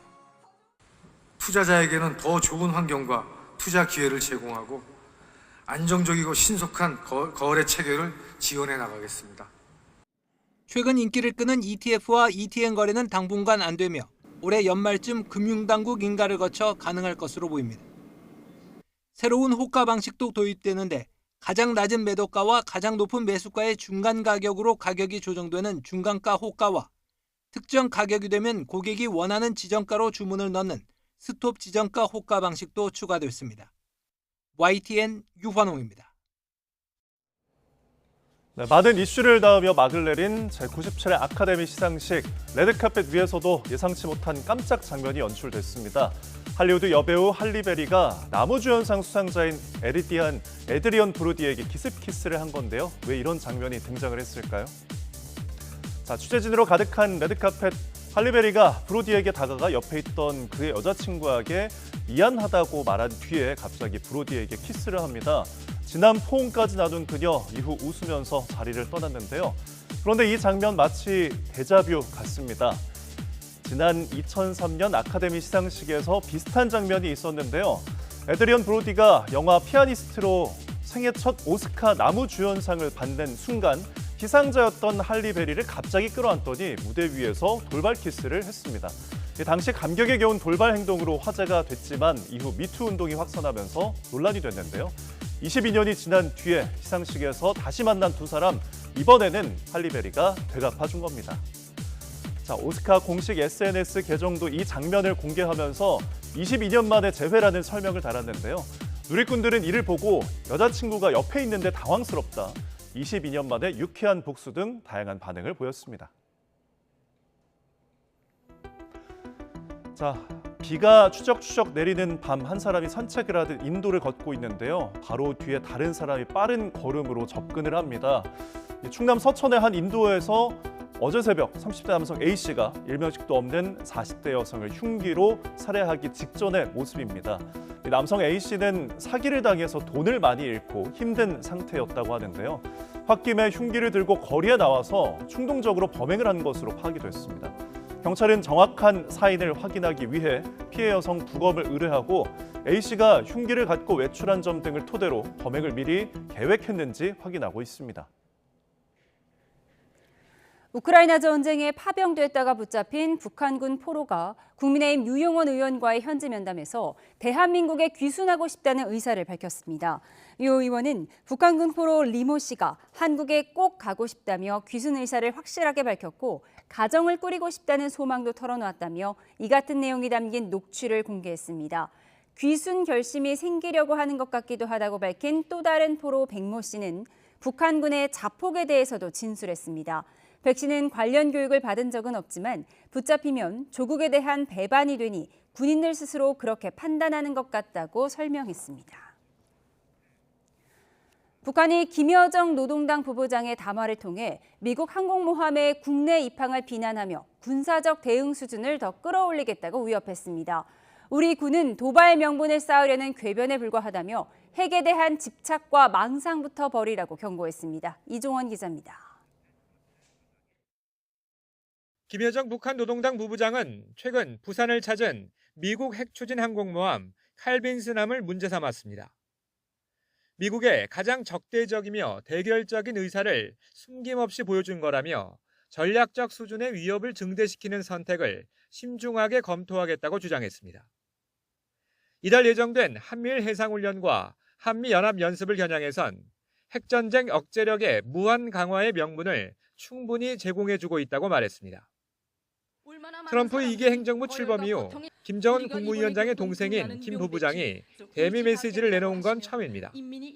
기존 국방성 대변인 등에서 격을 올려 대미 대응 수위를 높인 건데 북한의 초강경 대응 행동을 알리는 신호탄이라는 분석도 나옵니다.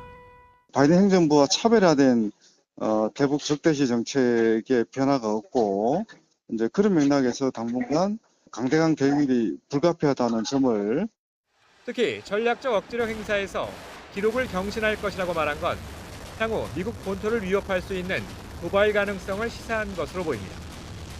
다만 트럼프 대통령이 정상회담 가능성을 열어놓고 있다는 점에서 향후 협상에 대한 주도권을 잡으려는 전략적 의도가 내포됐다는 해석도 나옵니다.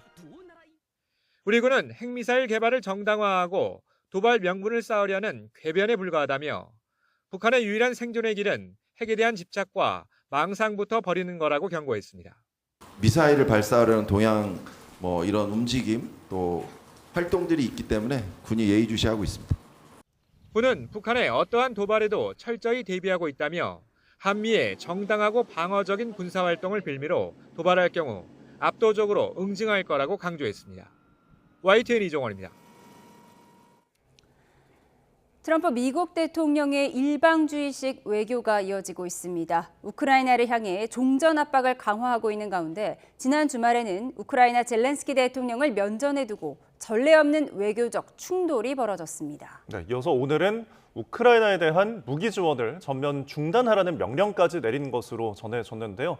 자세한 내용 류재복 해설위원실장과 함께 짚어보겠습니다. 어서 오십시오. 어서 오세요. 자, 우선 파국을 맞았던 지난달 28일 상황부터 좀 보겠는데요. 미국과 우크라이나 정상회담 장면부터 보고 대담 시작하죠. He's all dressed up today.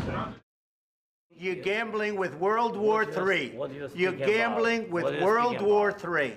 And what you're doing is very disrespectful to the country, this country. That's back to you. Far more than a lot of people said they should have. You should be thanking the president for trying to bring an end to this conflict. And do you think that it's respectful to come to the Oval Office of the United States of America and attack the administration that is trying to prevent the destruction of your country? Either we're going to end it or let him fight it out. And if he fights it out, it's not going to be pretty. Because without us, he doesn't win. I'm very thankful to Americans for all your support. You did a lot. I'm thankful to President Trump and to Congress bipartisan support. And I hope that the president on our side together with us. 네, 정상회담 치고는 상당히 거친 표현이 오간 것 같은데 구체적으로 어느 지점에서 이렇게 충돌한 거죠? 그러니까 정상회담의 모두 발언이거든요. 대개 두 정상이 만나면 모두 발언이라는 걸 하지 않습니까? 예. 그러면 이제 한 정상이 뭐 몇 분 정도 얘기하고 다음 정상이 얘기하고 이제 취재진 나가주시죠 하고 이제 회담이 본격적으로 열리는데 저 모두 발언 시간이 한 50분 정도 됐는데요. 7분 정도를 저렇게 둘이 뭐 싸웠다고 저는 보지 않고요. 예. 젤렌스키가 일방적으로 당했죠. 왜냐하면 부통령까지 나서서 막 그 젤렌스키를 공격을 했으니까요. 예. 영국의 텔레그래프가 주먹을 휘두르지 않아서 다행이다 이렇게 얘기할 정도로 사실은 무슨 정상회담이니 외교적 행사니 이런 얘기가 좀 어려웠고요. 예. 젤렌스키가 미국에 간 거는 광물 협정에 서명을 하기 위해서 간 겁니다. 그런데 이제 젤렌스키는 광물 협정에 서명하는 대신에 우리 안전을 좀 보장해 줘야 되지 않겠느냐 이랬는데 트럼프 대통령이 완전히 무시하고 당신들 안전에 대한 얘기를 하지 않고 무조건 광물 협정에 서명해라 이런 식으로 몰아붙이게 된 거죠. 그래서 저렇게 되면서 실질적인 회담 자체가 열리지도 못했고요. 예. 대개 정상회담 하면 같이 사진도 찍고 뭐 식사도 같이 하고 뭐 이런 식의 행사도 있는데 다 취소되고 젤렌스키 대통령이 오후 1시 40분쯤에 거의 쫓겨나듯이 백악관을 떠난 그런 일이 벌어진 겁니다. 예, 언급하신 것처럼 정상회담이라고 하기에는 뭔가 부족해 보이는 정상회담이었는데 유례를 찾기가 굉장히 힘들어 보이거든요. 지금 이에 대해서 뭐 다른 나라 이제 외교계나 언론들은 어떻게 보고 있나요? 그 영국 일간 가디언이 뭐라고 했냐면 그 체르노빌 원전 폭파 사건 아시죠? 네. 그 현대사에서 가장 그 비극적인 사건으로 뽑히는데 이게 우크라이나 땅에 있는데요. 외교적 체르노빌 사건을 겪었다. 그러니까 젤렌스키 대통령 입장에서 보면 이런 식으로 이제 젤렌스키가 사실은 이제 그 종전 협상, 미국의 지원을 위해서 유럽에 있는 정상이 몇 사람이 사전에 이제 저 트럼프 대통령을 만나서 우크라이나를 좀 도와줘야 되지 않겠냐고 얘기를 했고 젤렌스키가 담판을 짓겠다고 자기들에게 사실은 좀 억울할 수도 있는 광물 협정 때문에 이제 미국까지 직접 갔는데 그 앞에서 저렇게 수모를 당하게 된 거죠. 네. 그래서 영국 일간 텔레그래프가 젤렌스키가 트럼프와 벤스가 놓은 덫에 걸렸다 뭐 이런 얘기도 하고요. 트럼프 대통령의 저런 무모하고 그 불순한 태도에 대한 비판이 미국 언론들이 많이 나왔습니다. 그래서 미국 리더십의 부끄러운 실태다 뭐 이런 얘기도 나오고요. 스나이더 미국 스탠퍼드대 교수는 트럼프는 고립주의자이자 제국주의자다. 제국주의자라는 게 뭐 최근에 그린란드라든가 캐나다를 또 뭐 합병하겠다 뭐 이런 얘기도 하지 않았습니까? 네. 그러니까 제국주의자의 면모를 보이고 있다. 그러면 트럼프가 지구상에서 친구로 삼을 만한 사람들은 같은 종류의 제국주의자, 러시아와 중국, 북한밖에 없다. 이런 식으로 이제 굉장히 심한 얘기를 했고요. 미국 민주주의가 40여일 동안 가장 큰 위기에 빠졌다. 이런 식의 혹평이 대부분 많습니다. 예, 이게 혹평이 있지만 트럼프의 일방주의적 외교는 지금 계속 이어지고 있는데 사실 트럼프와 젤렌스키가 악연이 있다고 전해지잖아요. 그러니까 2019년인데요. 그 바이든 전 대통령의 둘째 아들이 헌터 바이든이라고 있는데 이 사람이 이제 말썽을 많이 부린 걸로 유명했는데 이 바이든이 부통령으로 있던 2014년부터 5년 동안 이 헌터 바이든이 우크라이나에 있는 기업에서 이사로 재직을 했습니다. 그래서 당시에 이제 2019년 당시에 그 당시 트럼프 대통령 1기 때 이 트럼프 대통령이 바이든을 보니까 바이든이 이제 다음번 나와 이제 맞수가 될 것 같으니까 미리 우크라이나에 있는 그 젤렌스키 대통령한테 전화를 걸어서 자, 이 부분을 좀 조사를 해줘라. 그러니까 바이든 대통령의 차남 헌터 바이든의 어떤 비리가 있을지 모르니까 국가 차원에서 조사를 좀 해라 이런 식으로 얘기를 하고 만약에 너희들이 조사하지 않으면 니네들한테 대한 지원을 끊어버리겠다 뭐 이런 식으로 얘기를 했는데 젤렌스키가 한마디로 거절해버렸습니다. 그래서 트럼프 입장에서는 굉장히 수모를 당했고 이걸로 인해서 하원의 그 탄핵 소추까지 당했거든요. 그래서 이제 트럼프 입장에서는 젤렌스키에 대한 구원이 있었고 지난해 이제 한참 그 선거운동할 때 젤렌스키가 바이든의 고향을 방문했습니다.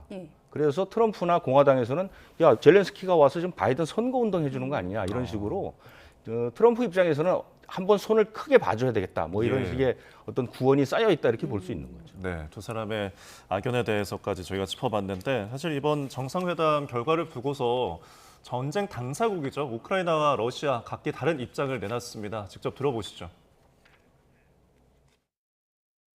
З нашого боку ми готові підписувати. Я, чесно кажучи, думаю, що і Сполучені Штати будуть готові. Напевно, потрібен час проаналізувати якісь речі. Зеленским. И очевидно, что сделать это будет непросто. Ну и кроме того, конечно же, очень важно, чтобы кто-то заставил самого Зеленского поменять позицию. Он не хочет мира. Кто-то должен заставить Зеленского захотеть мир. Если это могут сделать европейцы, честь им и хвала. 네. 공개적으로 면박받고 예정됐던 광물협정 조인식도 하지 않았는데 그럼 이제 완전히 광물협정은 무산됐다고 봐야 하나요? 그렇지는 않은 것 같고요. 광물협정은 미국의 입장에서 보면 상당히 좀 속된 말로 날로 먹을 수 있는 거죠. 광물협정이라는 게 뭐냐면 우크라이나가 그 유럽에서 최빈국입니다. 가장 못 사는 나라이고 전쟁을 치렀으니까 황폐돼 있잖아요. 그렇죠. 그런데 광물은 굉장히 많습니다. 그래서 이 광물을 채취를 해서 이익을 얻으면 그 이익의 절반을 미국과 우크라이나가 공동으로 조성한 기금에 넣어놓자.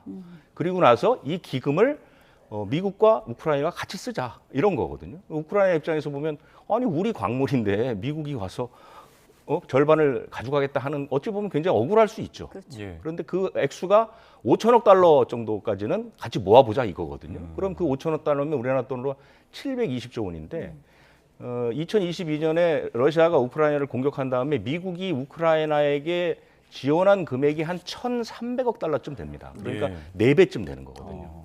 그리고 이 기금을 이용해서 뭐를 하냐면 우크라이나 재건을 하거든요. 그러면 트럼프가 좋아하는 미국 기업이 들어가서 그 돈을 가지고 우크라이나를 재건하면서 돈을 벌겠다는 얘기거든요.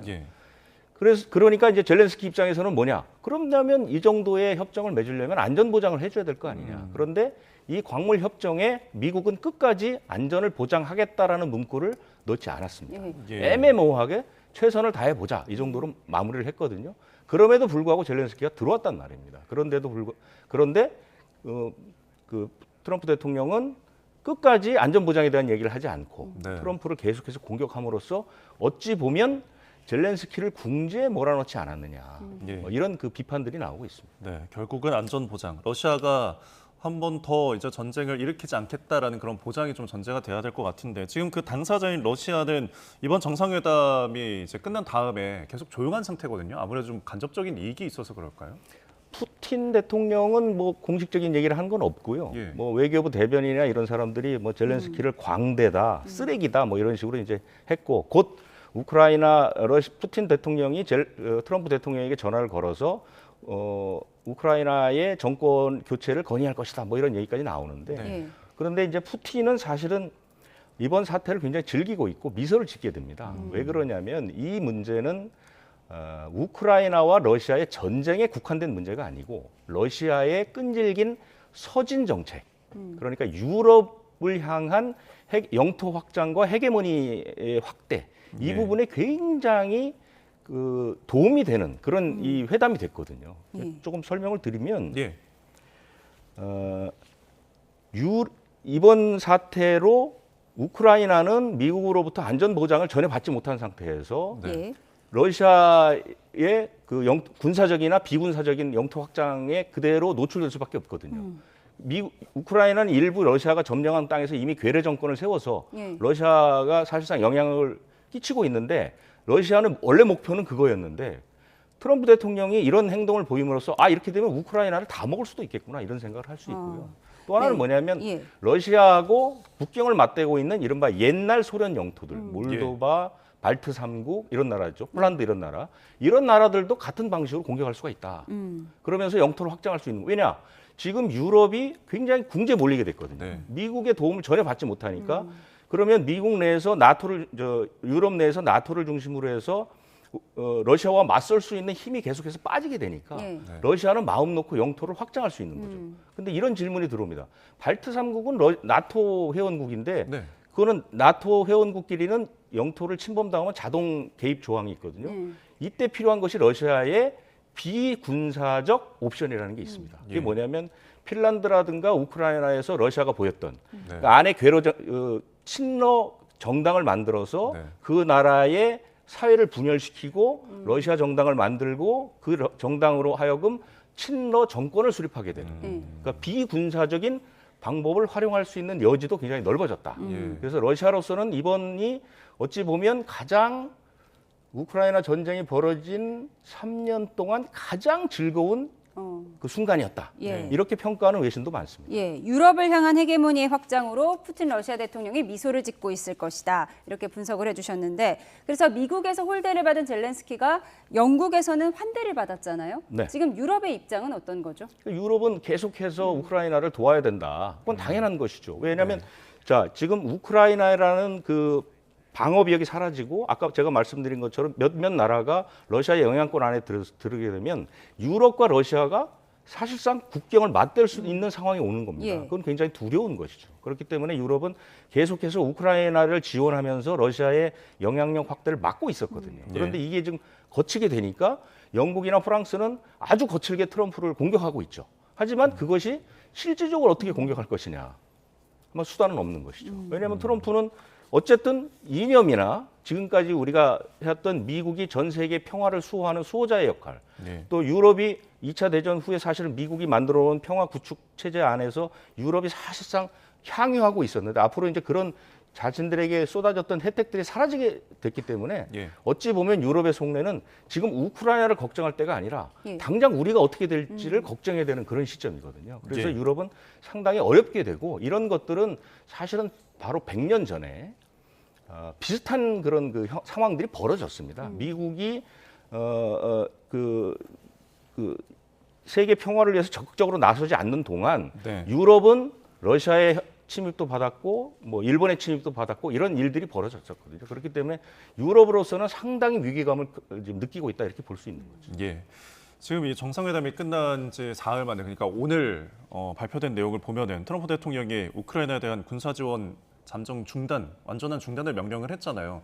지금 전쟁 중에 이런 명령이 내려진 건 어떤 의미가 있을까요? 그러니까 이제 점점 극단적인 그 옵션들이 나오는 거죠. 트럼프 대통령은 항상 상대방이 깜짝 놀랄 만큼 엄청난 그 제안을 하거나 그 제재를 한 다음에 이제 협상에 들어가는 그런 방식이잖아요. 이번에도 마찬가지죠. 그러니까 젤렌스키가 우리가 마련한 협상장을 박차고 나가? 그럼 너 한번 끝까지 한번 고통을 느껴봐. 그럼 지금 우크라이나가 가장 고통을 느낄 수 있는 게 뭡니까? 무기 지원이죠. 지금 우크라이나의 무기는 55%는 스스로 자기들이 이제 만들기도 하지만 20% 정도는 미국이 지원을 해주고 25%를 이제 유럽으로 받거든요. 근데 미국이 지원하는 그 공격력, 그다음에 후방 보호의 무기들이 상당히 좋은 게 많습니다. 뭐 에이테크스 미사일이나 이런 것들 있죠. 지금 봄이 되면 우크라이나 전장이 이제 얼음이 녹기 때문에 질척거리거든요. 그래서 이게 육상군들이 다니기가 어려운데 이때 미사일이 굉장히 효율적인 공격 무기가 되는데 이런 것들을 이제 없애버리는 거고요. 그 다음에 공중 방어 시스템이라고 우리 이스라엘 공격했을 때 공중 방어 시스템 한번 보셨잖아요. 이런 것들도 미국이 이제 대주고 있는데 이런 것들이 빠지고요.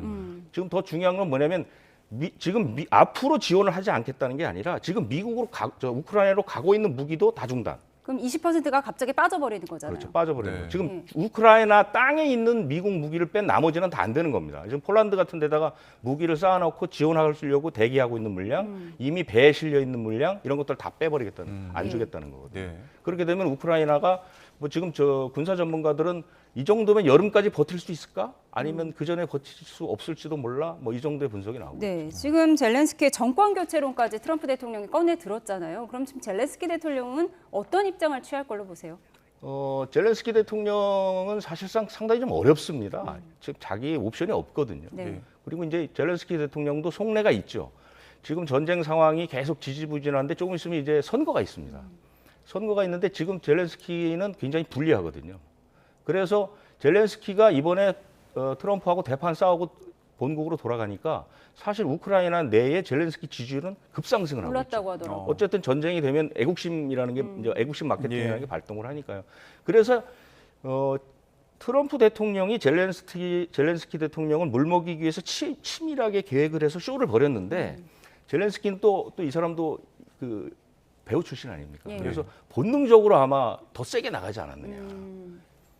이 방법밖에 없지 않았느냐. 그리고 나서 이제 조금씩 뒤로 물러서겠죠. 왜냐하면 트럼프나 젤렌스키나 두 사람이 대부분 이런 본능적인 쇼맨십 같은 게 있거든요. 그렇기 때문에 저는 극단적인 상황으로 가지는 않고 이제 서로가 극단적인 얘기를 했으니 조금씩 옵션을 좀 맞춰가는 단계에 가지 않을까. 뭐 이런 생각을 하는데 어찌됐든 트럼프 대통령이 키를 쥐고 있기 때문에 젤렌스키로서는 자신의 정치적 생명을 걸고 한판 승부를 벌여야 되지 않을까 이런 생각이 듭니다. 네, 지금 이런 트럼프 행정부의 이제 외교 전략들이 동아시아나 나아가서 우리나라에는 앞으로 좀 어떤 영향이 있을까요? 이 사태를 두고 이시바 일본 총리가 무슨 얘기를 했냐면 오늘의 우크라이나는 내일의 동아시아가 될 수 있다 이렇게 얘기를 하거든요. 뭐냐면 트럼프 대통령은 그 진영이라든지 이데올로기는 아예 무시하는 사람입니다. 자기들에게 이득이 되면 무조건 협상을 하는 쪽이거든요. 지금 러시아와 미국의 관계가 아주 급하게 친해지고 있잖아요. 이것은 뭐냐면 두 나라의 제국주의적 성향, 이익을 우선하는 성향이 맞아떨어지기 때문에 그렇거든요. 동아시아에도 그런 나라가 있죠. 어디가 있습니까? 중국이 있습니다. 그러면 트럼프 대통령과 중국이 가까워지면 당장 어떻게 되느냐? 동아시아에 일본을 비롯한 우리나라는 상당히 궁지에 몰릴 수가 있거든요. 그러면 일본은 어떤 식으로 하느냐? 일본은 사실상 동아시아나 아시아에서 일본이 우위를 보일 수 있었던 건 뭐냐면 미국을 대신해서 중국과 맞서고 있다 이런 얘기였거든요. 그렇기 때문에 일본이 자체 무장을 강화할 수가 있습니다. 미국과 중국이 친해지면 일본이 자체 무장을 강화하게 되죠. 그럼 우리는 어떻게 되죠? 일본의 무장 강화는 곧 우리의 위협이 직접적인 위협이 되는 것입니다. 그래서 우리가 좀 더 자주적이고 다각적인 외교 능력이 필요한 시점이다 이렇게 볼 수 있습니다. 알겠습니다. 저희 지금까지 류재복 해설위원실장과 함께했습니다. 오늘 말씀 고맙습니다. 고맙습니다. 지금은 강수구름이 동쪽으로 이동하면서 강원과 경북 지방에 주로 영향을 주고 있습니다. 퇴근길 이 지역에서는 교통안전에 각별히 유의하셔야겠는데요. 현재 영동과 경북 북부 동해안에는 대설특보가 남아있고요. 해안가를 중심으로는 강풍주의보가 발효 중입니다. 내륙의 눈비는 오늘 밤이면 대부분 그치겠지만 동해안은 내일까지, 제주도는 모레 새벽까지 눈비가 조금 더 이어지겠습니다. 앞으로 강원 산간에 최고 25cm 이상, 강원 동해안에도 10cm 이상의 추가 폭설이 예상됩니다. 이 지역은 이미 많은 눈이 내린 만큼 추가 피해가 발생하지 않도록 주의하시기 바랍니다. 절기 경칩인 내일도 아침에는 꽃샘추위가 이어지겠습니다. 서울 0도, 청주 1도, 부산 5도가 예상됩니다.